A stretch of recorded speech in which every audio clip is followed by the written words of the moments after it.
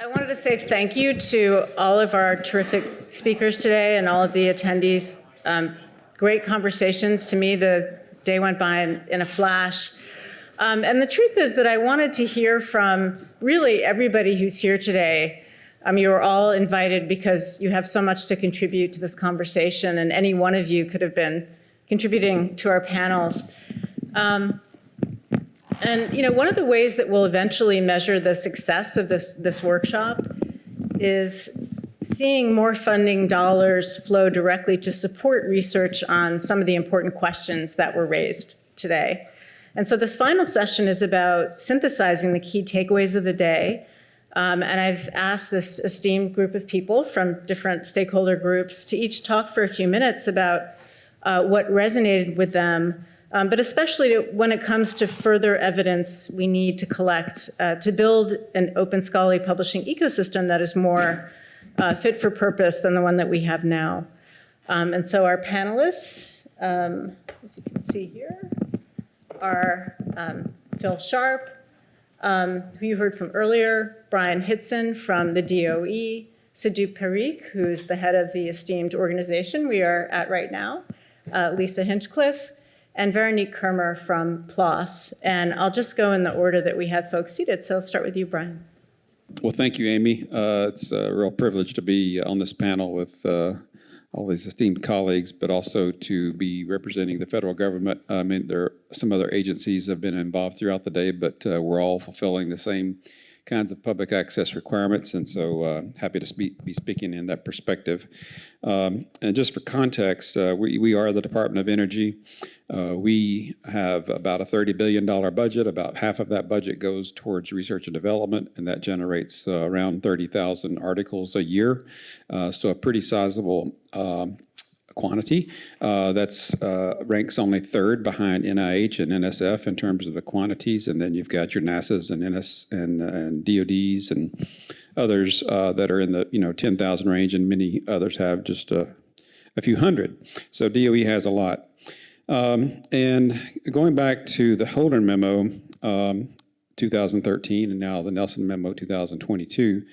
I think it was said earlier today that the U.S. public access policy is sometimes confused to mean gold open access or open access in general, and that's not really what agencies have interpreted. We mostly have a model agnostic approach in our policies. We do prefer the the green open access path under. Yeah, these colors, I'm colorblind, so sorry. But the green open access model, and that's done under what many of you know as the federal purpose license, where the government retains a license to the accepted manuscript, the peer-reviewed accepted manuscript.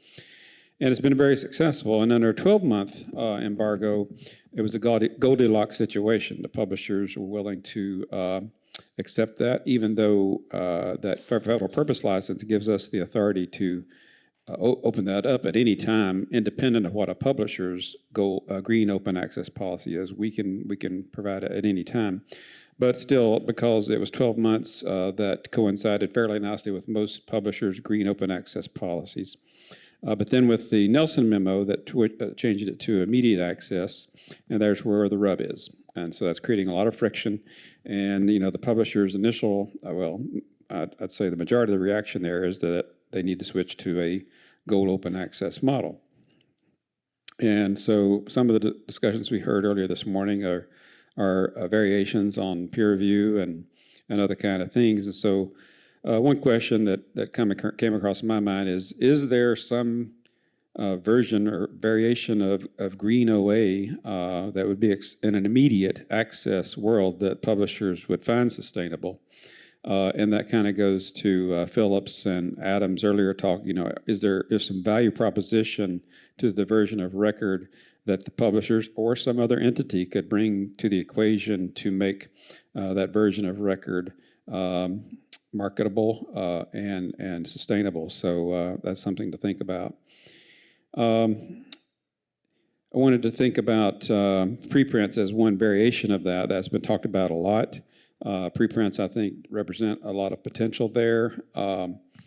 The peer review, to me, is essential to that because that's really what constitutes a scholarly publication, something that's been reviewed by the community. And we've heard some various models of that. And whether AI helps with that or other technologies help with that, I do think it's important to build an ecosystem of peer review in a preprint environment where agencies could possibly adopt that as a solution to some of the requirements. Just then, another slight variation on that is various publishing models. We've heard of Diamond OA and some other things. Again, not endorsing any particular model, but I'm very intrigued in seeing that and some other models emerging. The scalability is the issue there. We could try to distribute those kind of solutions across an agency, but with an agency with 25 to 30,000 publications and so many different disciplines within that, is an agency's role in that manageable? I briefly mentioned the federal purpose license. This is what the authority where we have a license in the accepted manuscript. And I'll just say very quickly, there's been some mischaracterization of what the federal purpose license means.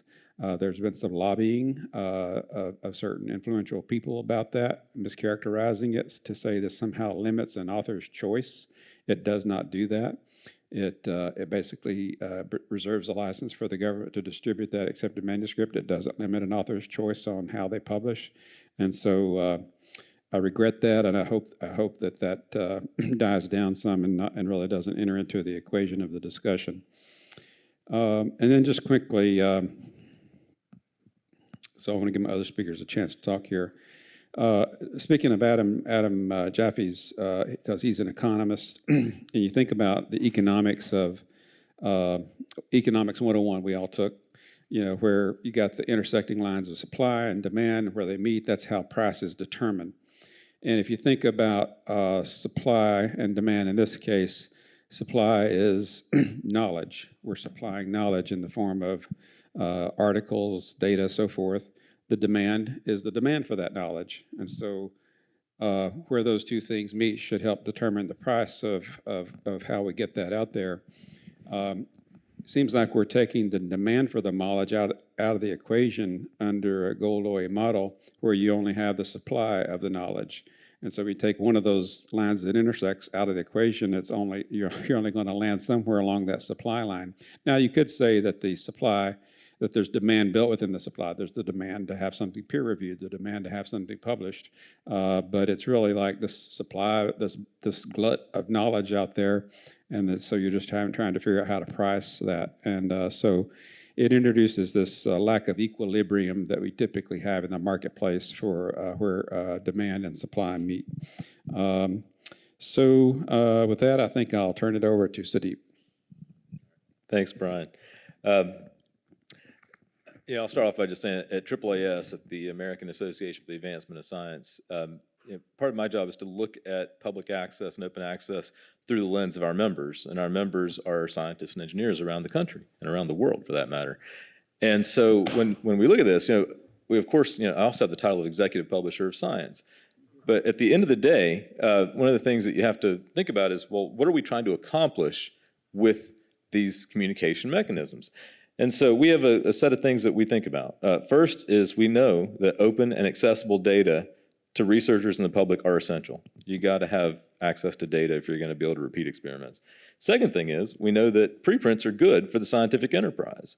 Now I've got a few caveats on science communication because the journalists sometimes don't know the difference. They're getting better at it. But preprints are important. We've seen what's possible when you start flashing around preprints. Next, access to scientific papers is important. It's very important. And at AAAS, we are a fully open access publisher through Green OA. We have one Gold OA journal left because there are other funders around the world who aren't quite so wise as the Department of Energy. We believe that access to useful information is critically important. So here's how I said that. Access to scientific papers is important. Access to useful information is critically important. Now, what do I mean by useful?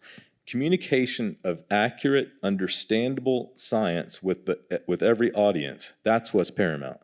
situationally appropriate communication with every audience. So my mother, who is much smarter than I am, but who is not a scientist, when I first got this job, I gave her a subscription to Science. We got her a membership.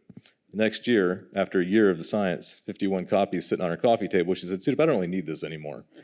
And what she needed, though, then what I started doing is I started forwarding what we have called SciPack. SciPack is this thing that we send out that is summaries of our articles that go out to newspapers and reporters, 6,000 of them around the world. That my mom likes because it's situationally appropriate. And so we believe that situationally appropriate communication is paramount. We need to have access to both read and access for authors. I think that's critical. And that some current models of open access are fatally flawed. And I would argue, all the points that Brian made about gold, I'd argue also that they completely freeze every inequity into place that exists. And so, I'm completely with you there.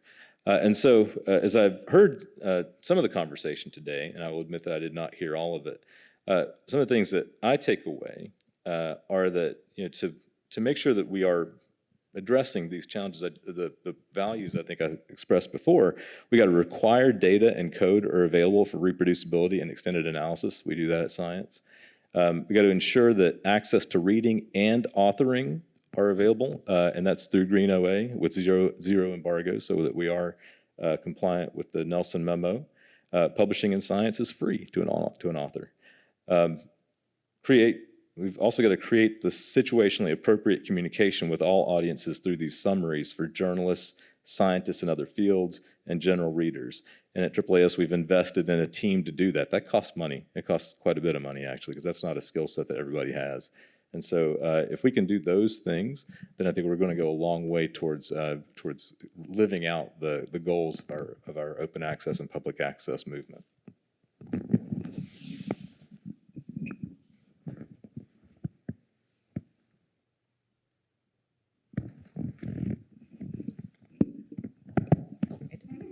I did make it work. Thank you. I have experience.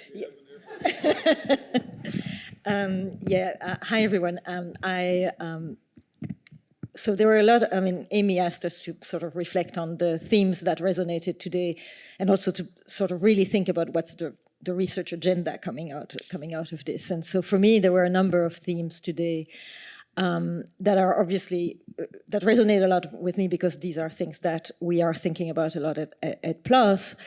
And the first thing came in the first sessions this morning, the importance of transparency and access to data, and verifiability of claims that are being published, as well as the decoupling of dissemination from evaluation. I think that I'm a big fan of that. We've been supporting preprint servers at PLOS since the very beginning, and it's very important that communication of science is not held up by these different types of motivations that are animating scientists in deciding where to publish.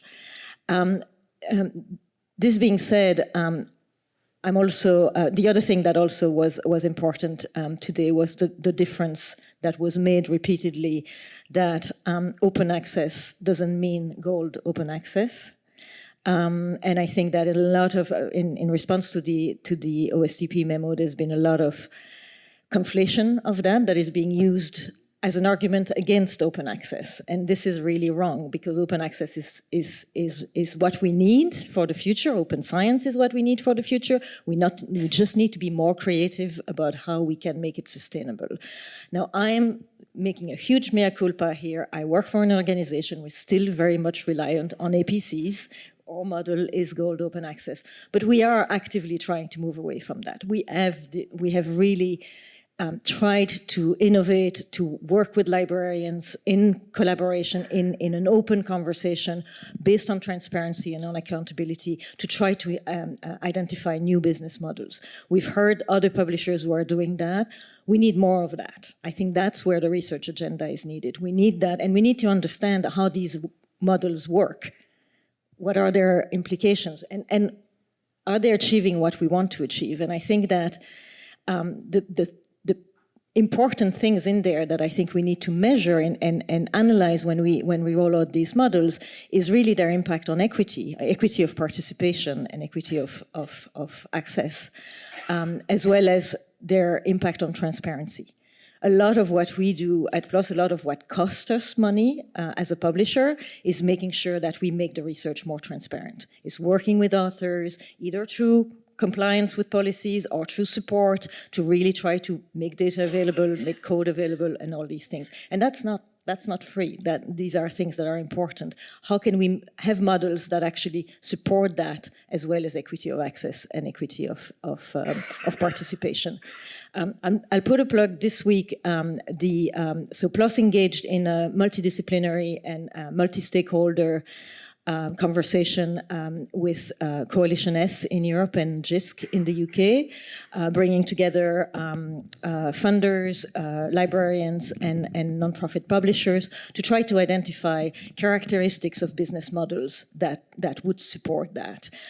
It turns out that it's not a simple thing, but this week they released a tool which is called How Equitable Is It? And it's basically a way for publishers, librarians, institutions to look at the models they're using and start reflecting on these different axes that are important. I think research along those factors is really important. The second thing around decoupling dissemination from evaluation, I am very supportive of that. And I think that the suggestion was made that it's not necessarily publishers. Other organizations could do the evaluation. It could be societies or institutions. And we have heard from Daniela at Pre-Review, who are doing a fantastic job at these kinds of things. But evaluation and peer review is based on a system that is currently very much full of inequities and biases. And if it doesn't self-organize in a way that makes these biases go away. It self-organizes in a way that entrenches these biases. So it's very important that there are organizations, whether they're publishers or others, who actually manage that process in a way that it ensures that it's free of conflict of interest, that it's equitable participation, that it really has diversity in the people who participate in that. And these things, again, we don't have that information about peer review. And I think that it's a big shame that we are somewhat all scientists, and we are not using evidence-based when it comes to peer review. And I think that in part it's because it's been a black box for a long time. Now we are opening peer review, but it's not trivial. We are trying to make our data about peer review more open for research, for meta-researchers. It's not trivial. There are issues about data confidentiality and things like that. So I think that we need more organized program of research around that to really do that, to evidence the biases that are in the system now and make sure that when we trial other systems, we don't entrench these biases, but we actually correct them. And I could suggest other things, but I'll stop here. So I heard a lot today about transitions. Yeah, we're transforming, we're undergoing transitions and everything. And being a practicing scientist,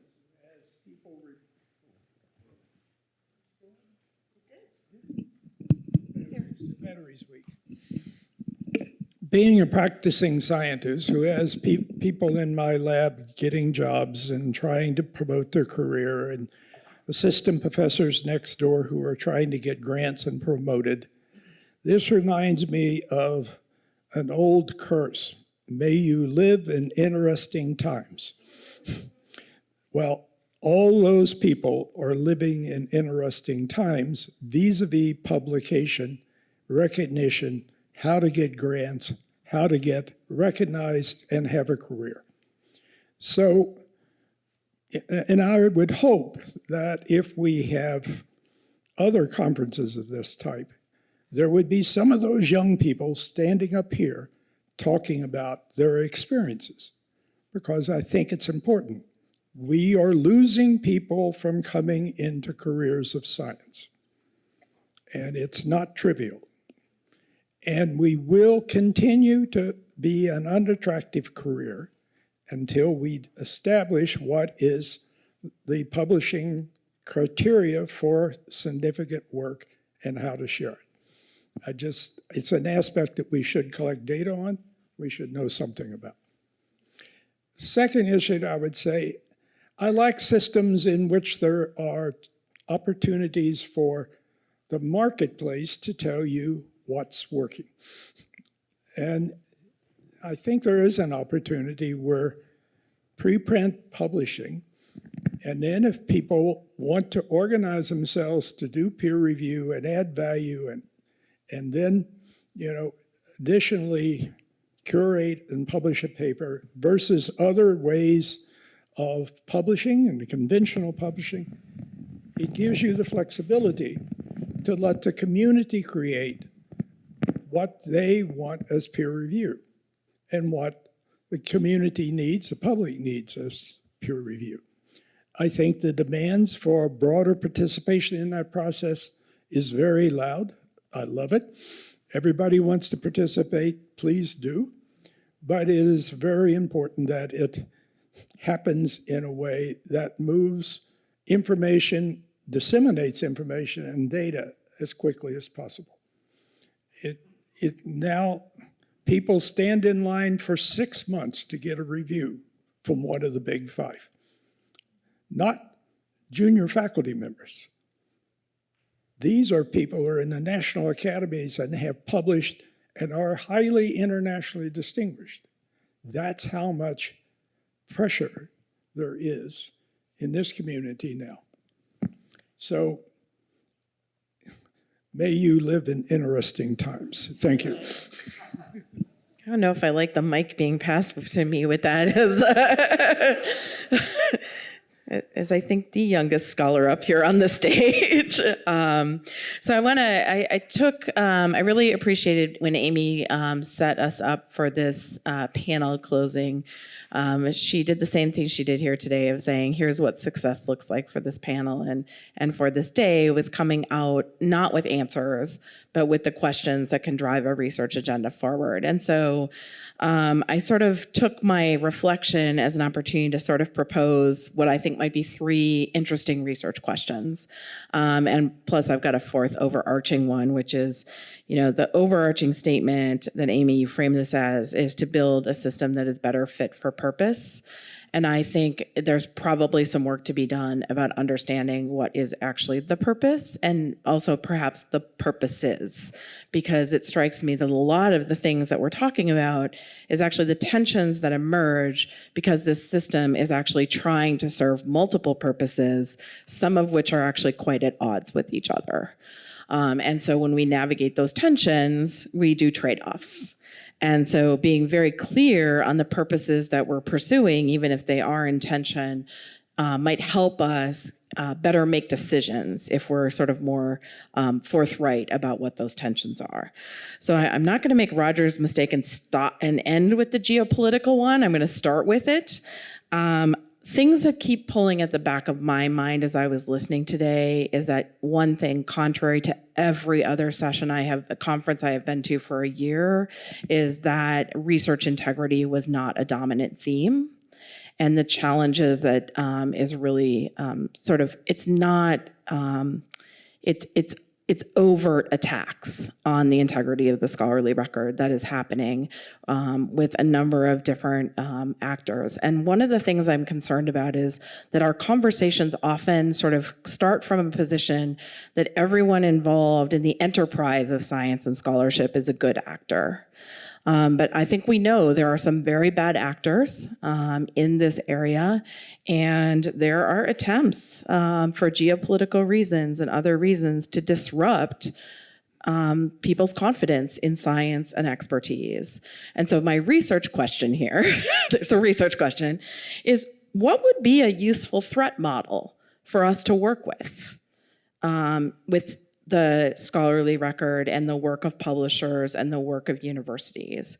How can we understand the insider, outsider? I'm not an expert in this area, but have we ever articulated something like this to fully understand what the threats are and where do they come from? Because some of them come from just mistakes people make, no question, right? but those are probably not the hardest ones to figure out how we're going to deal with, especially on the global scale. The other question, and I probably, okay, librarians in the audience, don't throw anything at me, please.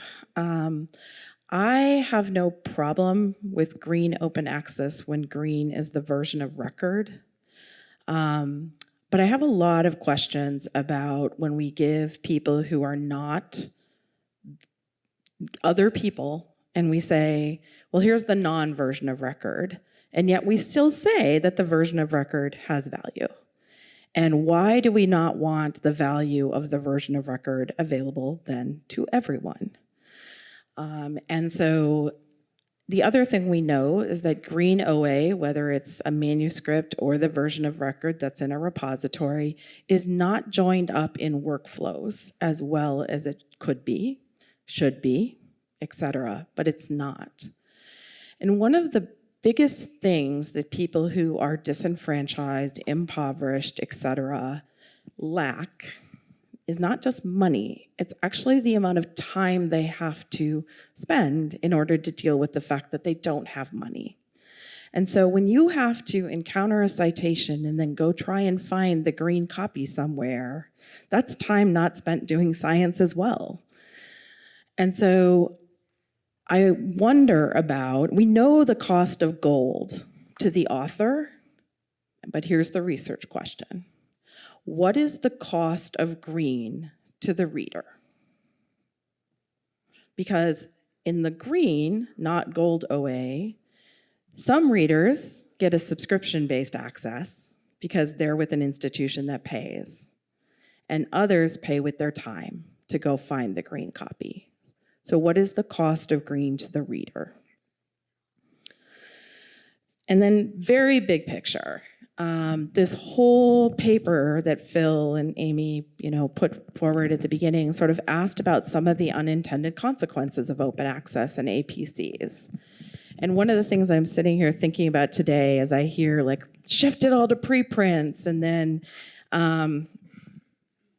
have we thought through what might be the consequences of some of these shifts? And particularly thinking through, I think we are all really clear on the intended consequences, right?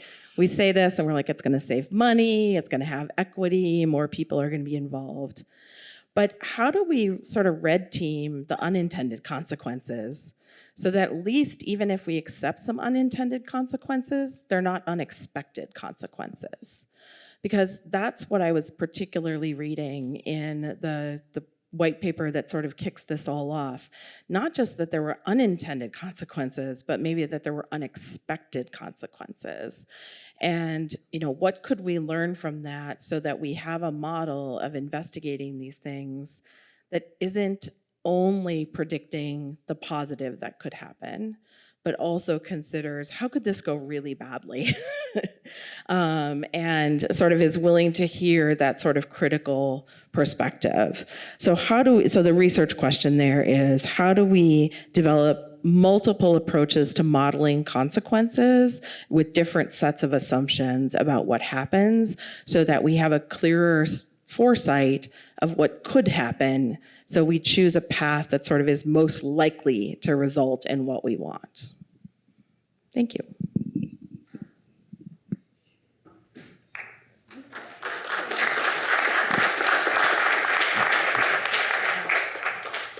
Thank you so much. I love how we kind of came full circle.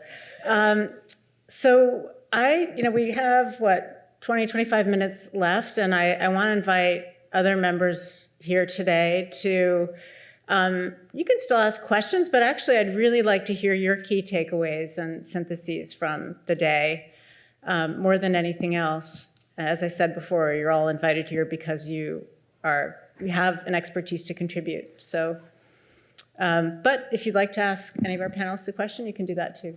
Just come in.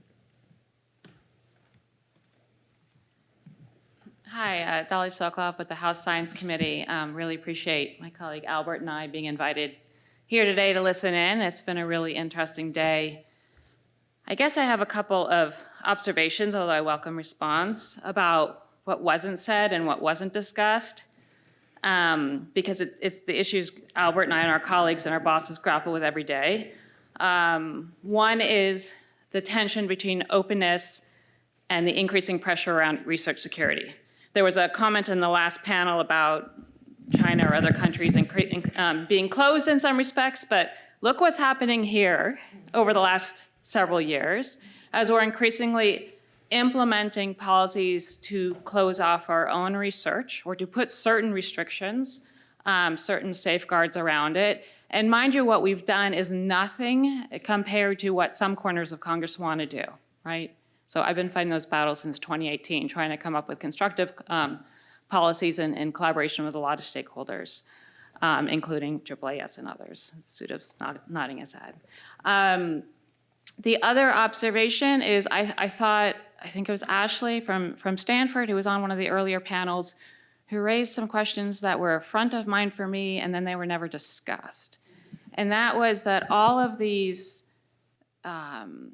theoretical conversations about the future of peer review, about separating dissemination from evaluation, can't just happen in the bubble of the scientific enterprise, very much need to happen in the larger societal context, and understanding the implications for how the public gets its information from the scientific community, how that flows, what happens when you change your peer review models, what happens when you throw everything out before it's gone through peer review, especially as we're living through an increasing age of increasing misinformation and viral spread of misinformation. We had a real world experiment, just in our very recent past with the COVID pandemic. And are we investing research to understand what happened there in terms of the sharing of scientific information? Because we did pivot quickly to get things out more quickly. But a lot of things that went out quickly were not helpful. And so can we tease out what were the benefits of versus what were the drawbacks, and what lessons can we learn? And I think maybe there are people already doing that research. I think since we had that real world experiment, I would really, really love to see outcomes from that. Thank you. Thank you. Certainly with respect to the move to preprint publishing around COVID, that was one of the things that led us and Steph to start rapid reviews initially. And the other thing I wanted to add to what you just said in terms of really the underlying issue here being, ongoing trust and expertise and in science. This is all of this and this whole conversation and the work that we're doing is happening, in the midst of the curveball of generative AI. And as all of this information is fed into systems that analyze it and produce answers potentially without those signals of trust, let alone attribution, that creates a whole host of other issues. But yeah, please. And actually, I don't know if any of you want to comment. Yeah. I just want to.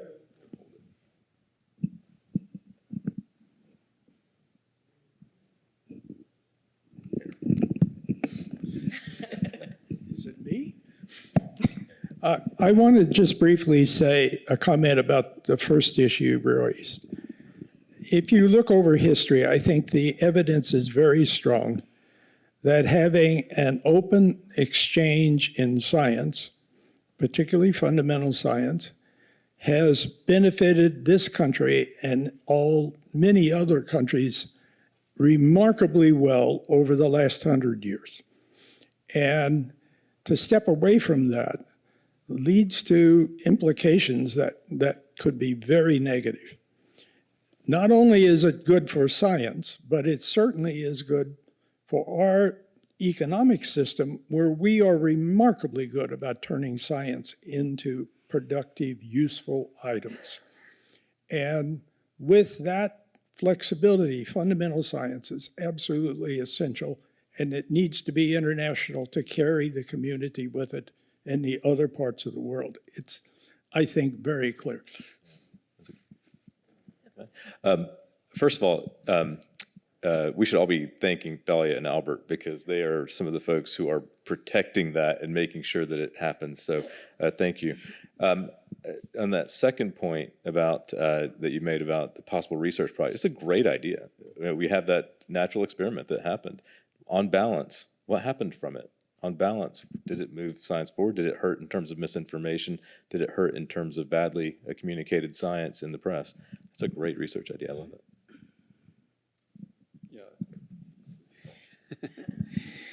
Solve our microphone problems eventually. Just on the first point, great questions. I will say within DOE, there are fairly elaborate processes in place to review publications that are en route to being submitted for sensitivities, for research security questions, both ECI and other export control and other kinds of security information. There's an S&T risk matrix where a laboratory, for example, that plans to publish in a certain area has to inform their funding office that they want to publish in this area. And so there's a little bit of back and forth there to try to guard against that. NSPM 33, the National Security Presidential Memo 33, this is what was one of the drivers for PIDs for People, so that when we get award proposals from people from other countries, sensitive countries, the PIDs themselves help and disambiguate names of people who themselves might be dual purposing themselves. So a number of things are being done with agencies to address the research security piece of it.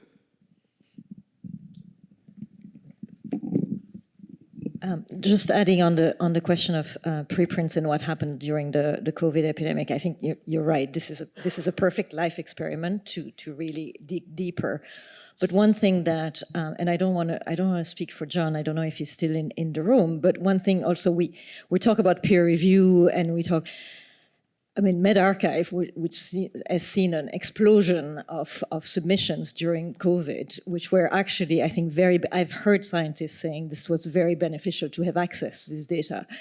There was some vetting before. It's not just thrown out there on people's website or thing. There is some vetting, there is some responsibility in the way the preprint servers are working. No, it's not full peer review, but there is some level of, and we've done that when we've worked with bioRxiv as well, of, if this is wrong, how terrible could it be that it's in the public domain? So there is a sense of responsibility, and I think that thinking about how we can improve those mechanisms and make them more efficient would probably be a good thing as well. But I think we shouldn't just consider that preprints are completely unvetted and a risk. And actually, we've seen huge damage from papers published, the hydroxychloroquine papers, in very reputable journals during about COVID, right? And the reason it was really problematic is because the data was not available. It was impossible to verify the claims. So I think we need to be a little more nuanced about our comparison of preprints and published journals. Terrific point. Yeah, please. Hi, Kaya Mater, Academic Affairs at Springer Nature. First, I just wanted to say that it's been really wonderful to sit here and to participate in this meeting. There aren't enough of these opportunities with multi-stakeholders coming together to discuss these issues, so thank you for organizing this. I wanted to respond to Brian's question about, what kind of business models could we be thinking about for the future for open access. And a lot of the work that we do as publishers is influenced by funder policies. And, when Plan S came around, we, developed the transformative agreement model largely in response to that policy and to facilitate open access transition at scale. And over time, that model has evolved. And one of the things that I think is really interesting in recent innovations is the multi-payer model, or the, some might call it a collective funding model or shared funding model. And I think we should be looking, maybe that's not the perfect solution, but I think we should be looking for opportunities to share the cost of publishing. So that's a model where the funds are shared. The funding is divided between the publisher is subsidizing some of it, the institution is subsidizing some of it, and the funder is subsidizing some of it. And it is very difficult to administer and resource intensive, and as are probably most collective funding models. But I do think that is the future, is looking for mechanisms where we can all contribute. So thank you. Thank you. Yeah. Monica. Thanks, Amy. Hi, I'm Monica Granados from Creative Commons. And first, to answer your question about, sort of what the takeaway is of this meeting, for me, it's that I think the future of open science is here. It's now. We are adopting preprints. There's ORCID. There is the green open access, and amongst this room, we're all aware of those tools and perhaps are even implementing it in our own work. My question to the panel is, how do we bring everyone else along? The number of times that I have spoken to researchers in ecology, the field that I have worked in, and they have no idea that green open access is a route accessible to them or have any idea about licenses or preprints, is more than those that do know about it. And so how do we communicate at scale that the future is here and is available to you, and often free of charge because of support from national governments and funders? Great question, yeah. Can I be provocative and say, I don't want our scientists thinking about that. I don't want, if you're a 22-year-old graduate student or a 24-year-old graduate student and your mind is on solving the next big problem, please don't take your mind space thinking about green OA and gold OA and licensing and all that. As a representative of scientists, I don't want that. What I want is for us to design a system that makes that easy for them, so they don't have to think about it. And so that's the challenge for us. But at AAAS, one of the things we've talked about here is to say, gosh, shouldn't we talk about the fact that science is different from other journals and that sort of thing? At the end of the day, a scientist is going to choose where to publish based on what's going to be good for their career, what's going to be good for their job prospects, and what's going to be good for, they hope, the dissemination of their science out into the world. And they're not going to care whether or not I happen to be a nonprofit or a for-profit. They're not. And I wish they did. I wish that were true, but it's not. And we don't want them spending their mind time on that. And so it's incumbent upon us to design systems that make that easy and make it right and make it self-sustaining. And so the challenge goes back on us. And I hate that that's the answer, but I don't want it to be that those scientists are spending their brain power on that. Can I just add, we would want scientists not even to worry where they publish. We want them to do great science and then share it. Bingo. That's what we want scientists to worry about. So, yeah. Go ahead. We can arm wrestle on that one, but.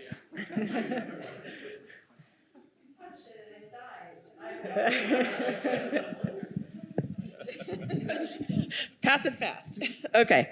So I think actually in that last question is, another research question. What do we want scientists spending their time on? And if we don't want them spending time on things, what are the infrastructures we have to put in place so that they don't spend their time on that? But I do want to sort of at least offer that I think we also have to be a little bit respectful and appreciative that certainly there are people who don't know about some of these options and changes. But there are also people who have considered them and said, and a classic example, and it's unfortunately, particularly for Monica, maybe a particular, we see a lot of mandates that say CC/BY, and you have scholars who don't want to put a CC/BY on their work. Sometimes they haven't thought about it. okay? Maybe sometimes they've been duped by marketing from someone or something. But sometimes they've thought about it really, really hard.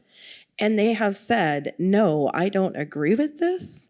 And so I do think another research question we could ask ourselves is where we have these informed pockets of dissent from sort of, if you will, the overarching sort of directions of travel. I mean, it's harder to hold a pocket of dissent when the whole thing is going in another direction. So why are they holding that? And what can we learn from what they're prioritizing in that is important and valuable, that might be useful for us as we design this system? In part, because if we're going to design a system with new defaults, we certainly don't want everyone not taking the default, right? Like you design a system where open is the default, great. You don't want all your resources going into people not taking the default, because now you've just designed a more expensive system by changing the default. So again, just trying to keep this in that realm of like, what are questions we could ask about this and push forward on truly understanding? Please. Yeah, just one quick comment about authors not knowing necessarily what their options are. And I don't mean to cast aspersions, but there is author confusion out there, and it's caused by how authors are communicated to by publishers and how authors are communicated to by agencies. And sometimes never the twain shall meet. And to be honest, the interface between the author and the publisher is much more common than it is between the author and the agency. So to the extent that I know there are divergent interests between those parties, but to the extent that we can work together to be consistent in what we're telling our authors, that's my goal. That would be the best thing of all. Chris. Yeah, thanks. And I'm not going to get up and talk about gold and green, but I did want to go back to something that Dahlia had raised, and I agree that Sudip, that we should all be like clapping and applauding for Dahlia and the whole House Science staff for defending this. We, with research security, with public access, with scientific integrity, with grant reporting requirements, we are putting an incredible, the funders, we are putting an incredible amount of burden on researchers and the institutions for compliance. And we're not really supplying the infrastructure appropriately as a massively federally funded system, right? And the broader community across all of the foundations to support that. And so, like, one of the opportunities for furthering open science is to lower the administrative burden, because that will free up more time to do science, more time to support and comply with will and intent. And so what can we do? Like, what should we be doing? What should we be thinking about with respect to lowering burden, ensuring that authors can say, like, look, oh, why do I have to submit one biosketch to NSF and a different biosketch to DOE and a different biosketch to NIH? It's all the same program of research.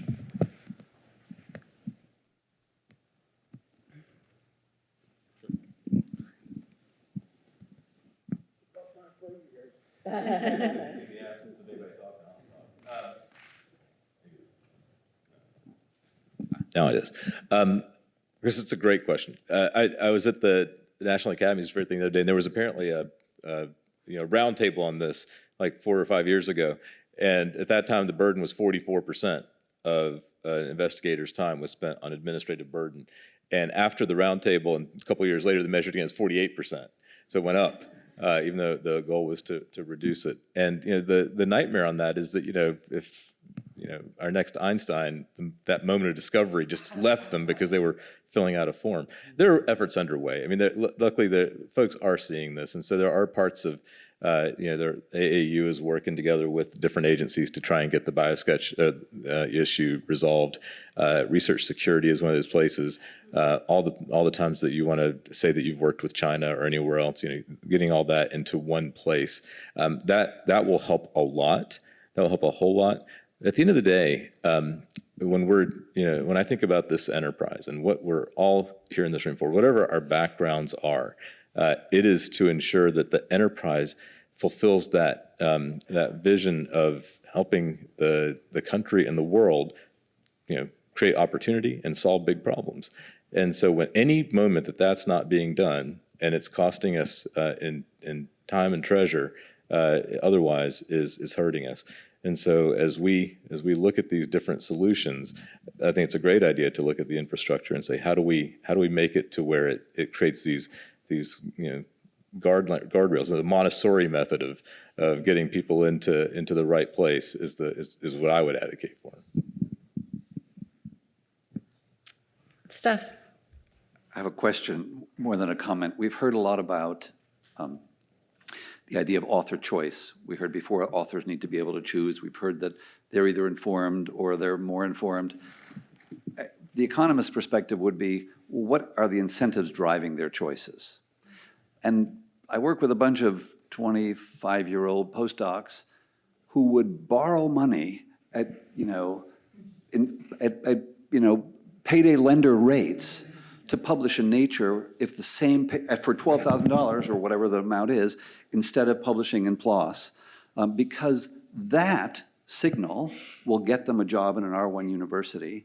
And so my question to you is, if we, the Academy, are driving that system, sitting up on the panel, we have AAAS, we have the Club of Nobel Laureates, what can you do, what can the leadership of the Academy do to change that incentive structure so that those kids aren't, making the choices that they're being forced to make by the incentive structure?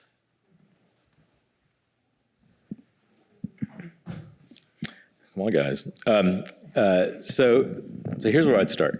I'd start by saying that we have to legitimize other paths to excellence. And so when I look at, I can say as the executive publisher of science, I can say that I don't think that should be the right model. I think that if you discover a subatomic particle and you publish it in Science and you get your tenure that way, that's fantastic. But if you have a track record of fantastic work that doesn't get published in Science, gets published somewhere else, and it's a great track record of work, I think you deserve tenure. And I think that if you are the scientist at a major university that is actually communicating with your community and building a relationship with your community, because most universities do it terribly, you deserve tenure. And that each of those is a path to the scientific excellence that we want and that we deserve from our taxpayer-funded research enterprise. And so by saying that over and over again, by legitimizing it, by giving awards in those spaces is the best we've come up with so far. I can tell you I've served on enough big scale ideas about how to change the tenure promotion process to know that I don't seem to have much effect as one person or even as an organization, but there's a groundswell of that. And my hope is that as the generations change, that it will go and go, and then all of a sudden there'll be a phase transition where suddenly that will make sense to people. But I don't know if that's true or not. I mean, the communication to the students is also very important, and it's also the fact that it's a cascade. Right? So I've discussed with VPs of research and things saying, we don't want them to publish in these journals. They think we want them to publish in these journals. How can you make it clearer?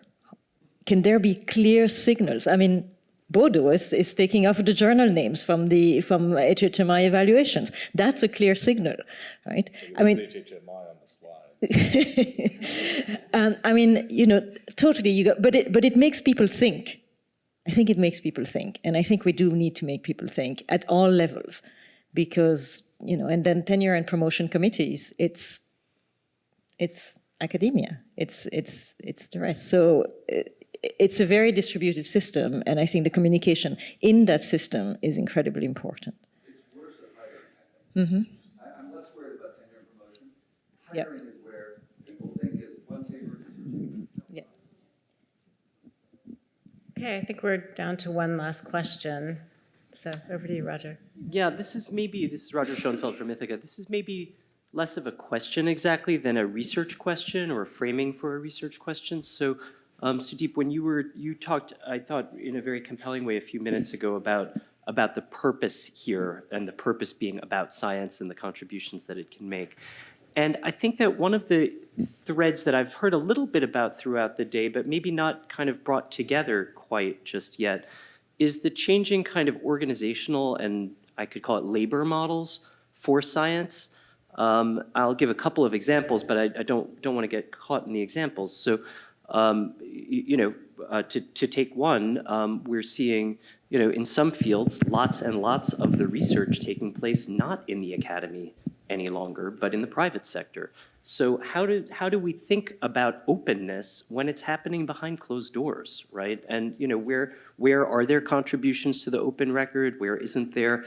I think there's a really interesting connection there between the thread of geopolitics that we were talking about earlier, the openness and closedness that sometimes happens in different ways. Another example is one that I just lost. but anyway, what I'm trying, the other example is cases where, the research lab is being roboticized in some cases.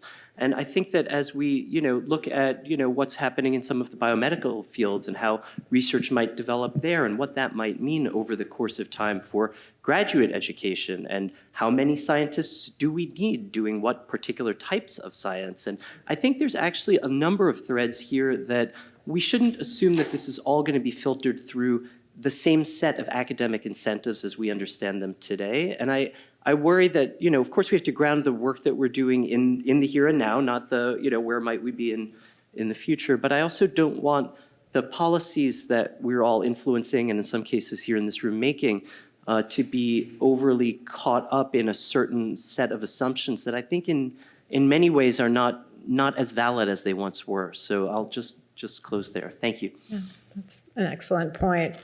I don't know if any of you want to comment or if we should leave it. Yeah, thank you. First of all, thank you so much, this terrific panel. Another round of applause. And thank you to all of you for being here today and sticking it out until the end. Just one housekeeping note, which is that we want to recycle the name badges. And yeah, I knew that you were going to remind me to do that. Anything else? Yeah, just leave them on the registration table. A bunch of us will be hanging around if you want to continue the conversation. But thank you again.